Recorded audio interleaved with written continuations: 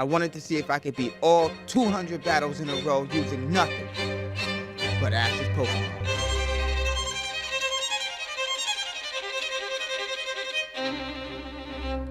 Before getting into it, there's some things you should know. A roguelike game is defined as a subgenre of video games categorized by procedurally generated levels, permadeath, and turn-based gameplay. The genre takes its name from the 1980s terminal game Rogue. So what does this mean for us? Random items, random Pokemon, and death equals game over. Next is picking the team. If you look in the lower right hand corner of the screen, you'll see a number 0 out of 10. Each Pokemon has a corresponding number. Pikachu has a number of 4. So even if it wasn't an Ash team run, our selection would be limited. This is what any true Pokemon fan would immediately call cap if I didn't put Pikachu on the team. Then came Caterpie. I don't know if I'm gonna release my Butterfree though, we'll see. Next up is Pidgeotto, so we pick Pidgey. Then Bulbasaur should be next, but we can't afford him, so we go to Charmander. That's gonna be our team. Let us not forget our chase, Shiny Mewtwo. Let's get into it. While Pikachu makes light work of this Wooloo, let me explain to you the item system. In roguelike games, you never get the same experience twice. So after defeating your enemies or beating levels, you get items. Those items are what you use to get through the levels. Here we are coming up on one of Ash's Pokemon, and since we can only use those in the run, we're gonna catch it even though we already have a flying type. Which brings us to our first trainer battle. They pop up periodically throughout the run to keep things interesting. Looks like Sarah's gonna start with a Zigzagoon, so I hit him with Baby's first fire move, Ember. He swings back with a tackle, but I double down. Next up is her Pat Rat. We exchange blows, but I find it best to switch out for Pikachu so I don't lose Charmander. He gets a tackle off before Pikachu can hit him with a Thunder Shock, taking him out. And as soon as we get to round 8, it's a Pokemon staple, the rival fight, Ivy. She starts off with a Charmander, and not to be upstaged, I run and go get mine. He hits me with an Ember, but instead of using my Baby Fire back, I decide to hit the Gritty with a Dragon Dance. That'll raise my attack and speed. Her Charmander scratches me again before I can get a chance to return the favor. Then one more scratching right before death. There are a lot of rival fights, so we're gonna move on. Not too long after, just like Ash, our first Pokemon to evolve was Caterpie. But there was no time to think about that because round 20 bring us our first gym leader. But we're not too worried about it because the first thing he throws out is an Oshawott, a water type, so you know Pikachu had the advantage. Then he throws out a Panpour, on script for a water gym leader, but doesn't help his situation. Looks like Pikachu solos the first gym. 21 through 24 were pretty uneventful, with the exception of Metapod evolving into Butterfree. And then at 25, she's back. This time she's packing a Charmeleon. I hit with a double kick while he returns with a Dragon Breath. Like cookies, I go in for one more. Next up is a fairy type, Impidimp. With no type advantage, I kick it in the face. Her last Pokemon's a fire flying type. Pikachu has the type advantage, so we walk away with another win. After this, Charmander evolved into Charmeleon, and the very next battle was another trainer. Another water trainer. They don't stand a chance against me and Pikachu. And thanks to experience share, it was Pidgey's time to evolve. 29 bring us another trainer. She's almost got a full team. Looks like this might be difficult. Despite the type difference, I throw out Butterfree because he has a ground move. His Swift hits for very little damage. And Butterfree's not able to get that ground move off before getting smoked. Next up, I had to send my Charmeleon out there to trade some blows with Elekid.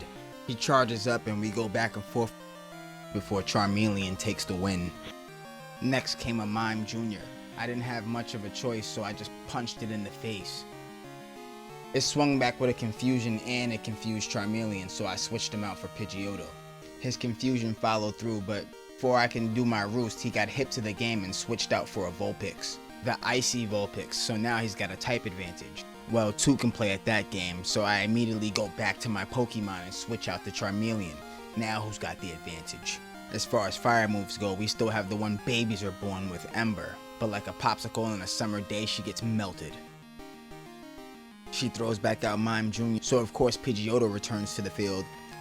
And I try a mirror move being funny, but it's not very effective. Then he uses a baton pass to switch out for Chingaling, but that wing attack was already on its way, Papa. A Roselia came to the field. Great for Pidgeotto's ego. This was not good for the trainer. Another super effective blow. Mime Jr.'s back. He better grow up before he steps to me. That was it for the trainer, and the next 5 battles flew by until we got to a Team Rocket Grunt at battle 35. It was time for Butterfree to prove himself. After knocking out Kabuto, Raticate tanks confusion and hits him with a Hyper Fang. I swing back with an energy ball, but I've seen enough here, it's time to return. Pikachu comes out and immediately gets kicked with a Hyper Fang. We answer by kicking him straight in his teeth. Next battle was a Poliwag. Need I say more? 37 brought us our first double battle. Determined to prove himself, Butterfree begged to come out, so I released him.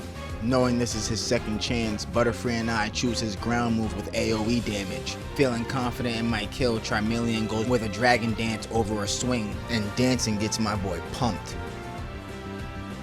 Butterfree's move takes out one of our opponents, but the other one hangs on. Butterfree starts gearing up for a second go at a good thing, while Charmeleon uses Fire Fang. It burns him, but that doesn't matter because Butterfree follows up with a Psybeam.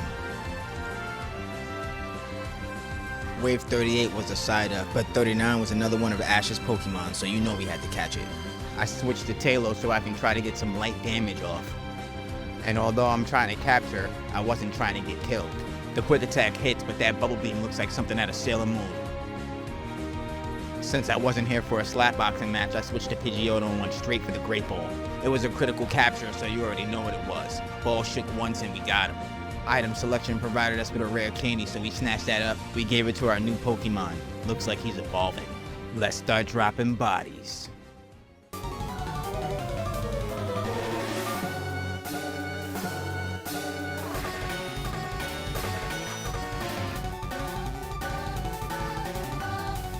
The last 10 levels were mostly Pokemon.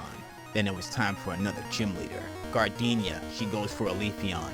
But that's no problem for my pal Pikachu. He jumps from the top rope and hits him with a Frog Splash. Doesn't get the kill. The takedown causes recoil damage. It doesn't KO, so Pikachu provides a little bit of straightening.